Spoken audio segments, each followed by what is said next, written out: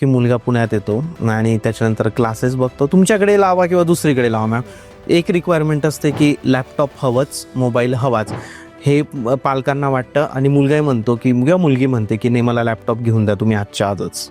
ठीक आहे, तर तुम्हाला काय वाटतं किती गरज आहे लॅपटॉपची लगेच? मला असं वाटतं ना सर की जर तुमचं बजेट नसेल, जर क्लासरूम करते तर आम्ही पण अवेलेबल करून देतो. तुमच्याकडे असतात मॅम लॅपटॉप? सिस्टीम अवेलेबल असतात. म्हणजे असं नाही आहे की त्यांच्याकडे लॅपटॉप नसेल तर ते क्लास करून प्रॅक्टिस करू शकत, तिथे ते 8-10 तास पण प्रॅक्टिस करू शकतात. येस सर, सकाळी 9 ते 6 ऑफिस सुरू असतं, सो ते पण अवेलेबल आहे. बरेच मुलं काय करतात, क्लास जॉईन करायच्या आधीच लॅपटॉप घेतात 60,000-70,000. हो, माझं रिकमेंडेशन काय आहे, तुम्ही ना रिफर्बिश घ्या. Refurbish laptop. Personal laptop second hand घेऊ नका, कारण त्याचे काही प्रॉब्लेम असतात ते तुम्हाला माहित नाही. हिटिंगचा प्रॉब्लेम होऊ शकतो.